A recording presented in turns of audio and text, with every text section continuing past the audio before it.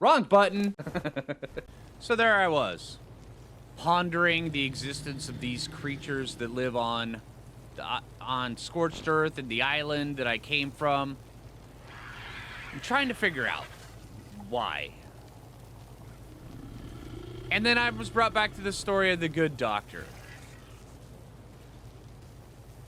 And this Helena woman. Who is she? What makes her tick? She was on the island, and she got moved here. I think it's time we follow her. Yeah, I think it's time we see what she's all about. Let's do this. And our path begins all alone on the very center of the Scorched Earth map. Very inconspicuous little pillar. I had to pick the desert. Why the hell did I pick the desert? Well, I suppose pick is a rather strong word for it. I'm still not entirely certain just how I got that console working, but it suddenly started cycling through holographic images of different destinations far from the island that I'd been living on. Of course, I just had to go and press another button while it was showing off one that contained miles and miles of bloody desert. And here I am. That's just typical of me, isn't it? Always leaping, never looking. Oh well, better make the best of it. And by that, I mean better not die of heat exhaustion. Sounds like she's landed herself into a pickle. Oh, man. Let's go see where else she went. What's next? My path brought me to this decrepit dinosaur skeleton. Massive one.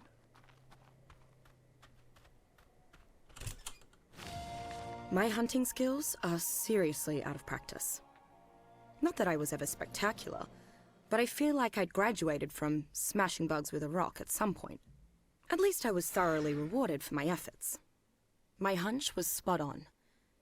These big green bastards are carrying drinkable water on their backs, and thank goodness for that. I may have never known if I'd killed a red one first, since those carry oil instead. Far less useful when you're dying of thirst, let me tell you. I may be fighting the inevitable, though. I'm still on foot, and still alone. Oh, definitely miss Athena.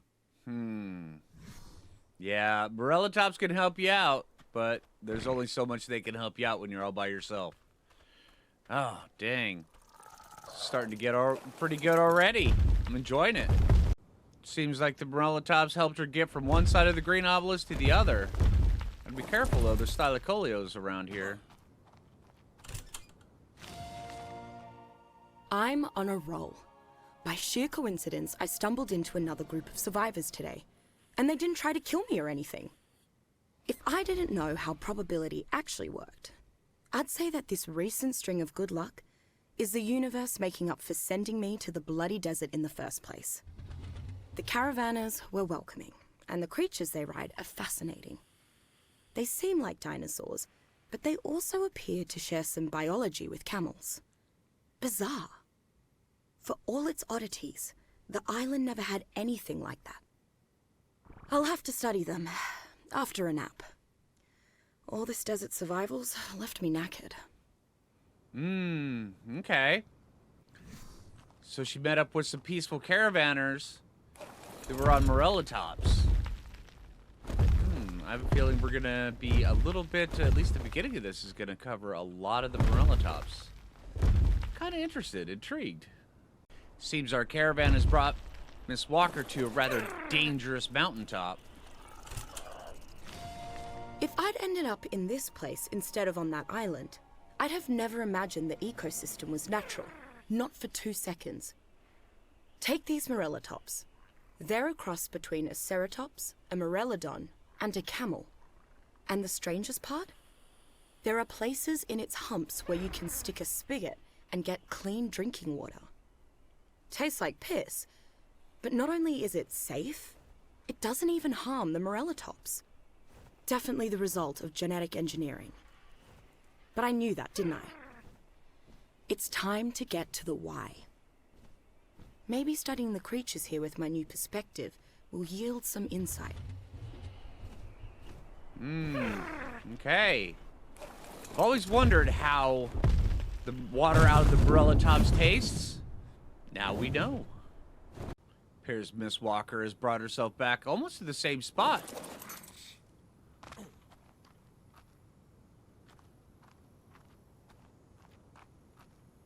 Where is she?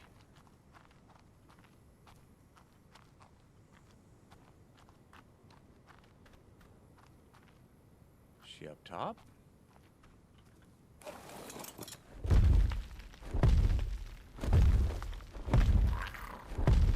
There she is.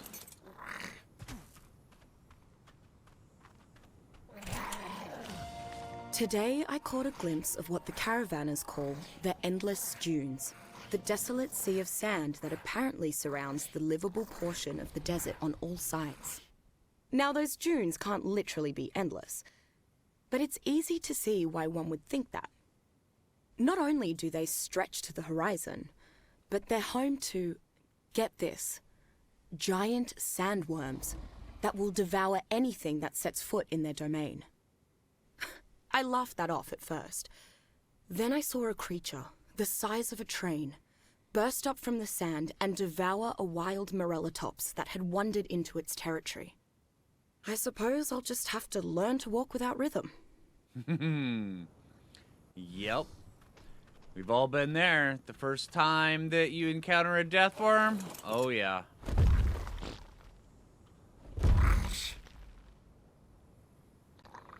The triple spires. She's found herself over here. Dangerous place. As absurd as the deathworms are, I see their purpose. They're a natural barrier. If this whole place is a space station posing as a real ecosystem, then it needs to keep the wildlife and humans inside it contained in a way that appears natural. The island accomplished that by simply being an island. And the desert does it via the deathworms.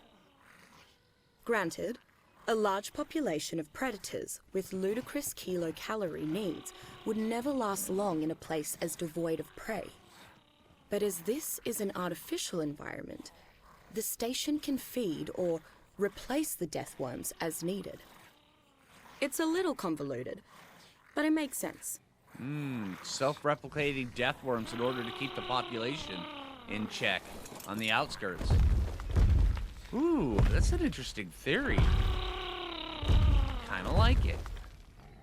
Alright, this next one brought me into the cave, so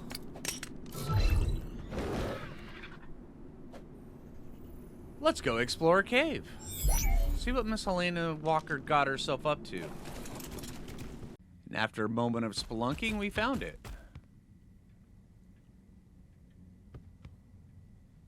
Time to go over the facts. Like the island, this desert is a space station posing as a natural environment. It is inhabited by a large population of dangerous, genetically engineered creatures, and a small population of humans that are struggling to survive. This whole environment is then deliberately contained by a combination of holographic horizon and natural barriers. Assuming the other space stations are at all similar, then this whole thing is starting to look like some kind of bizarre experiment on a grand scale. Yes, each station would represent an experimental group, and I'll have to continue this later. One of the caravan scouts just returned in a panic. Something about rocks being alive? Which is, of course, ridiculous.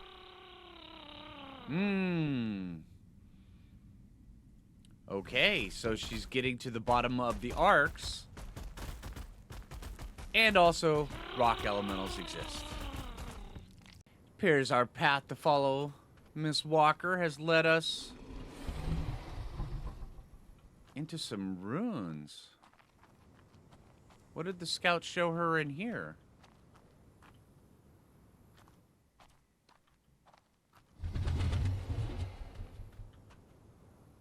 Would it be up top?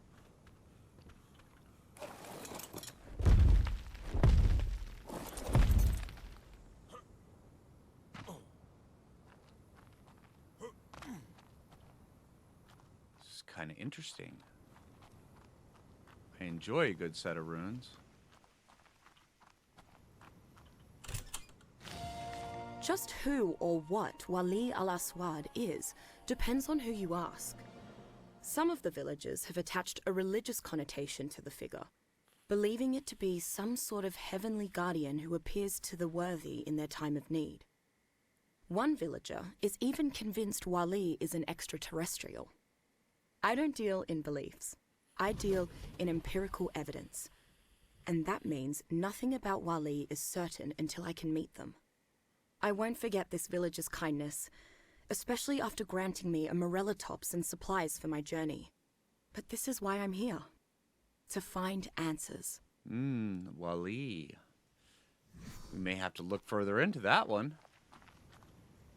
And our next path takes us over to a little hidden rune. The backside of the green obelisk. Really?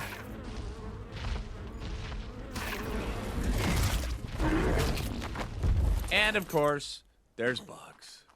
There's always bugs. I remember now. The dragon had a rider. Rather, the wyvern did. 2 legs means it's a wyvern. Struth, listen to me. Fighting to survive and still finding time for semantics. The rider was covered up too well to get a good look at them. Could it have been Mei Yin? No, that's stupid. I don't know if she's even alive, much less in this desert with me. It would be just like her, though, to have tamed the meanest thing here so quickly. It's nice to pretend that a friend might be looking out for me, at least. We were sort of mates, right? Sort of. I could really use one right now. A friend, I mean. That was really well done. I like that. The writer. It appears our next step has brought us to outside the temple cave. I've always wondered who lived in here. Well, I found a new best mate. The little fuzzball isn't exactly what I meant, but I'll take her. I've dubbed her species Renopila amplexus. They're small, cuddly little herbivores, and as far as I can tell, taming one has no practical use. I just couldn't let her starve to death, though. I guess all this rubbish with golems and wyverns has squelched what was left of my scientific instinct to leave nature to nature. At least we provide each other with a little warmth at night, and her antics have helped to keep my spirits up. I suppose I'll need to give her a name. We'll name her Phoo. Always name him Phoo. And of course, she likes to get around, travel, and bring in a lot of the death worms. After a nice cup of tea, sitting down with the death worm, informing him that, despite popular opinion, we were not intending on leaving the Ark, he decided he was going to leave me alone by, well, he decided to die. So, there's that.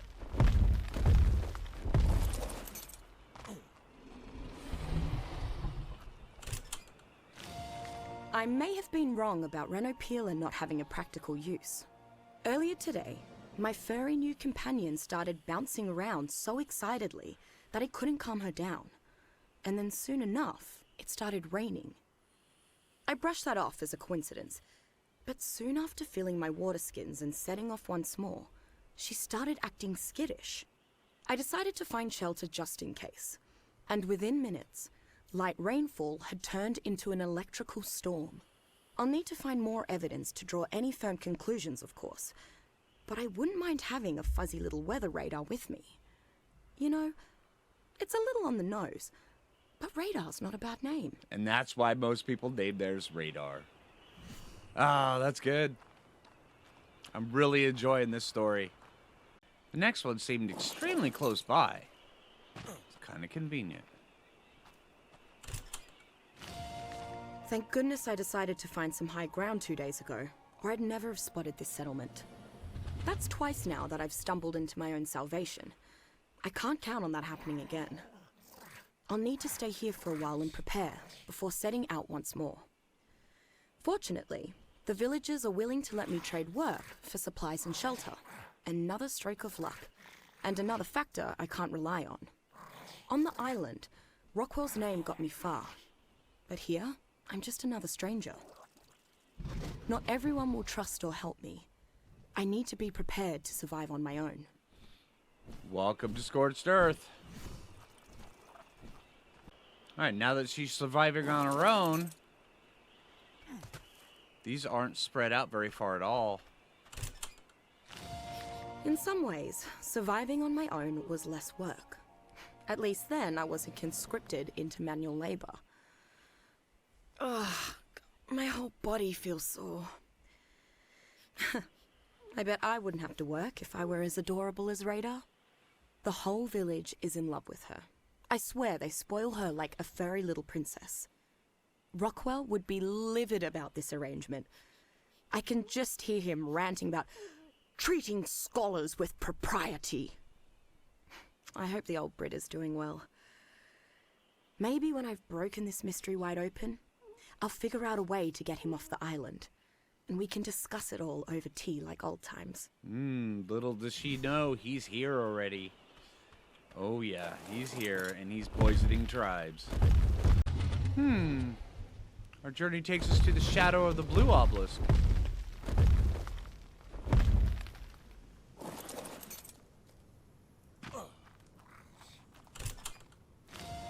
While my mind still can't recall the last time I fired a gun, my muscle memory is much better. According to my would-be instructor, I wasn't a complete disaster on the firing range. I'm no pacifist. Death and violence are a part of life, that's just nature. Yet a gun still makes me a little uncomfortable. The idea of shooting at another human just seems instinctively wrong to me.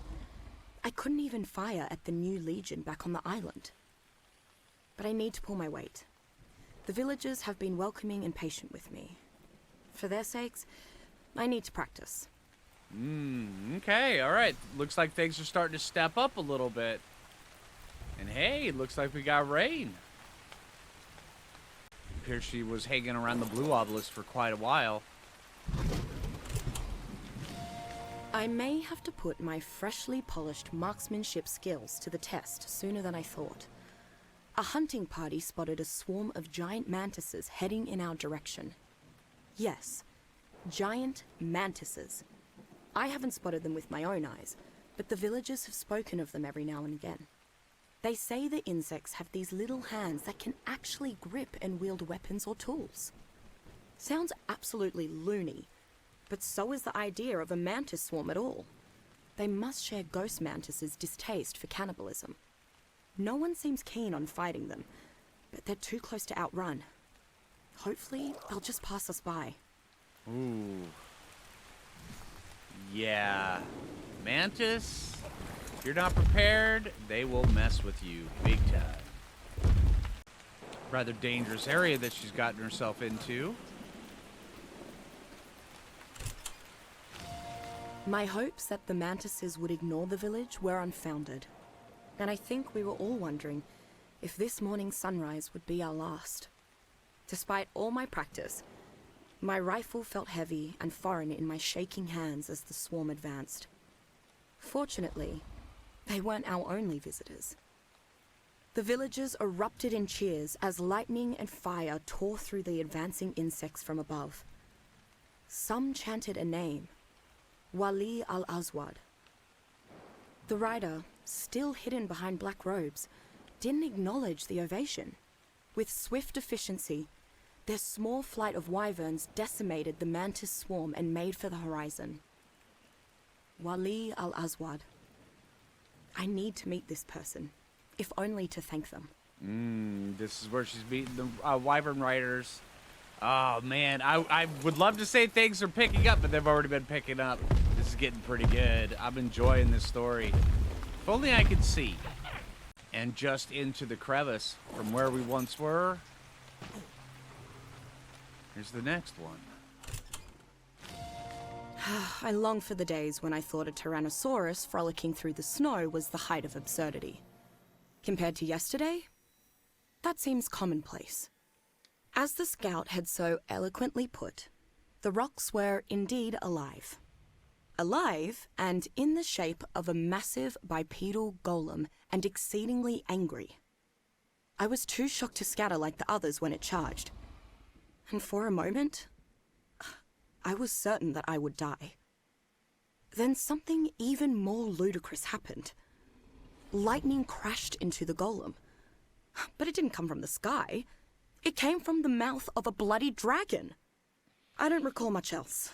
Fear and instinct pretty much took over for the rest of the day. And while that helped me survive, I'm once again on my own. Golems exploding right in front. Oh, man, that would have been intense. Oh, man, what happens next? And this time, our journey is bringing us way out here into the desert. So we can actually get up there. As Phoo is going on. I'm definitely more prepared for this desert than before, and better equipped.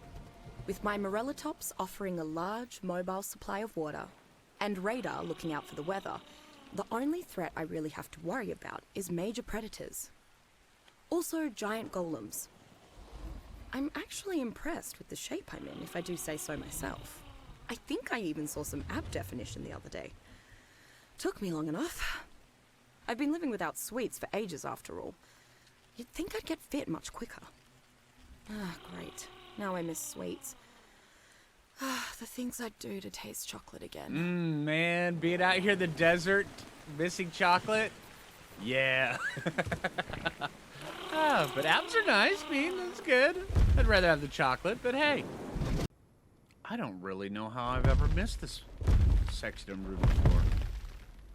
I've been over here so much. It's on one of the pyres.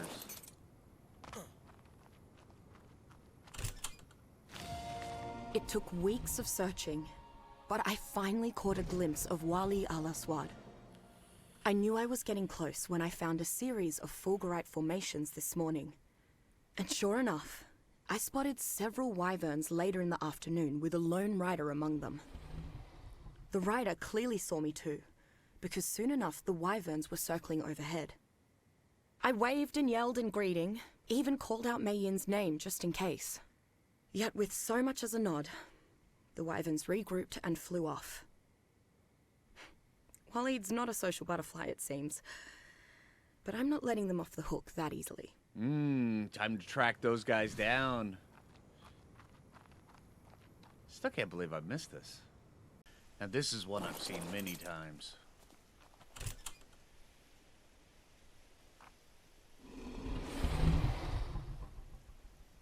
Alright, since that one didn't open properly, let's do this. Of course Wali lives on a bloody mountain. Of course they do. I saw their wyverns land at the summit yesterday, and they haven't left. This has to be their home. Unfortunately. The paths were too narrow for my Morellatops, so I had to leave it behind. It should know to wander off if I don't return for it. Not that I can really afford to worry about it. The climb's doing a fine job of kicking my ass even without distractions. I swear, if I don't have a six-pack after climbing a mountain in the bloody desert, I'm gonna be awfully cross. Yeah, you just need the dang chocolate. If they're not gonna give you the six-pack, get the chocolate. I'm just saying. And like the Rockwell path, this one takes us over to the arena as well. Way up here in the top. Good seat. I don't know what kind of reception I expected when I reached the summit, but laughter wasn't one of them. Yet that was exactly what I heard when I finally let myself collapse and started flinging every obscenity I could think of at this damned mountain. The bemused laughter of an old woman. Wali al-Aswad is definitely no guardian angel. She was quick to dismiss those particular rumors with remarks about how the gods have abandoned this wretched place. As long as I avoided that subject, though, she's welcomed my questions with surprising warmth, though often enigmatically. I have a feeling that I'll need to be patient with her. So it wasn't man. It's gonna be interesting. Who was it? Seems the next stage is extremely close by. The arena's right over there. It turns out that I didn't find Wali al-Aswad. She found me. While the portal I used to get here opened with little fanfare on my end, apparently the other side created quite the spectacle. According to Wali, it was easy for her to spot from atop her wyvern, and she started tailing me soon afterwards. I guess her timely interventions were no coincidence. She didn't seem very surprised when I told her about the obelisks, their guardians, or even that this desert is actually a space station. Either she knows more than she's saying, or experience has grinded the surprise right out of her. Okay, so she knows quite a bit more. Intriguing. And now we're here, and after clearing out 2 herds of ceratosauruses, let's find out what happens next. I really missed flying.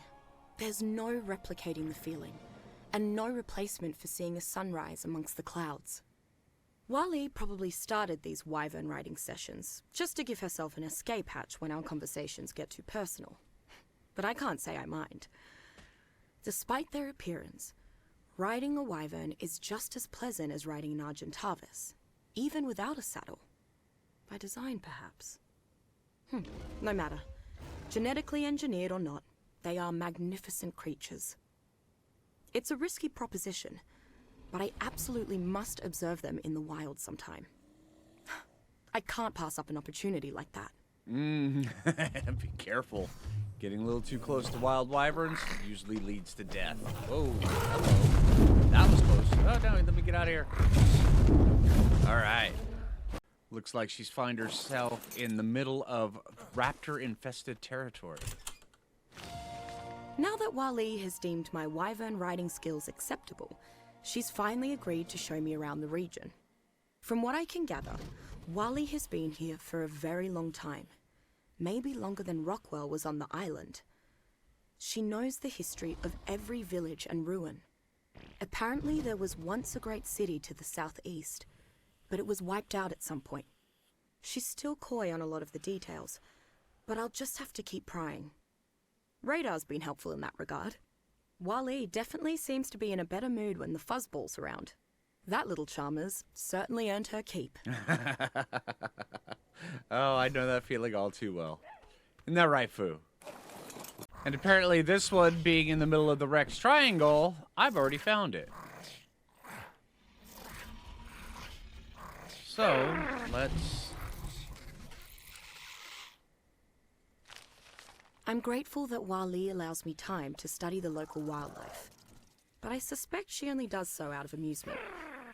She always says something like, "Why do you spend so much time on these scribbles that no one will read?" I never have a good retort. It's true, no one may ever read my dossiers, as I have no way to reproduce or distribute them as long as I'm trapped on one of these space stations. When I started them, they were a passion project, created out of my love for nature and its creatures. Now, I guess they're just part of my identity.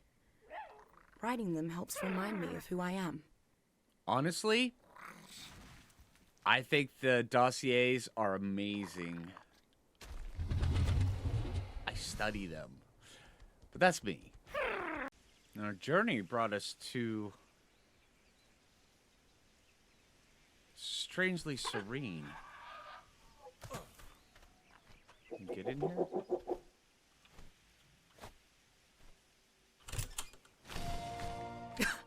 I can't believe it.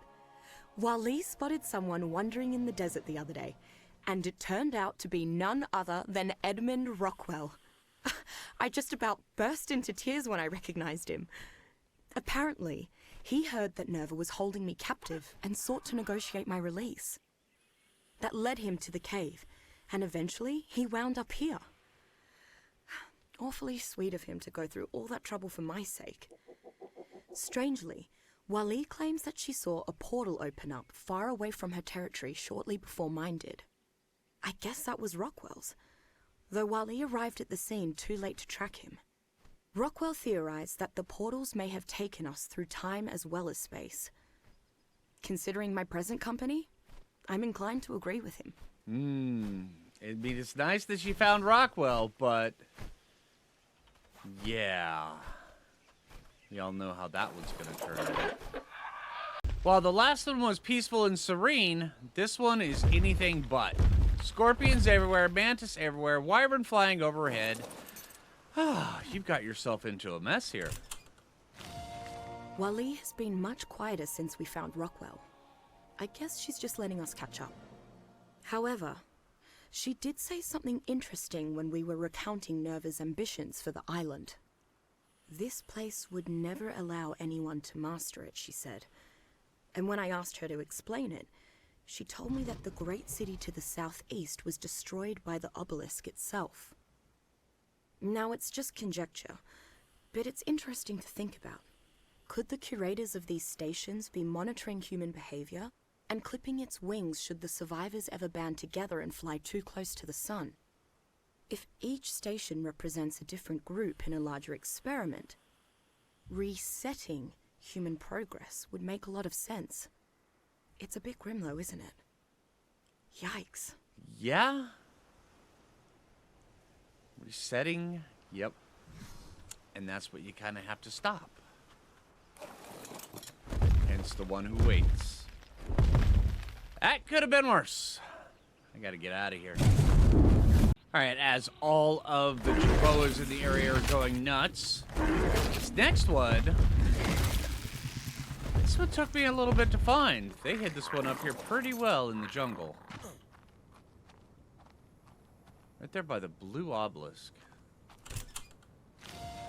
I don't think Rockwell's been sleeping much. I awoke last night to find him studying a strange piece of metal by firelight.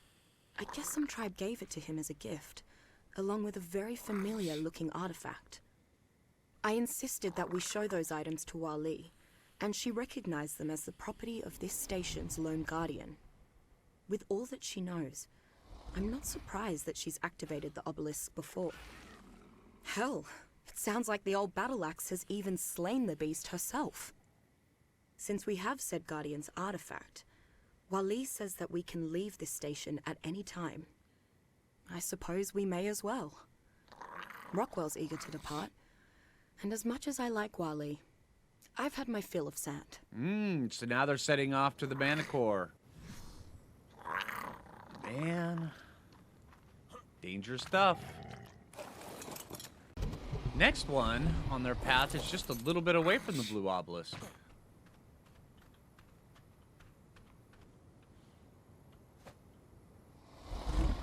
Is it inside here?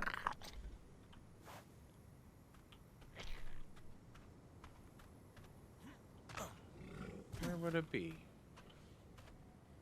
Ah, slightly off to the side. Well hidden.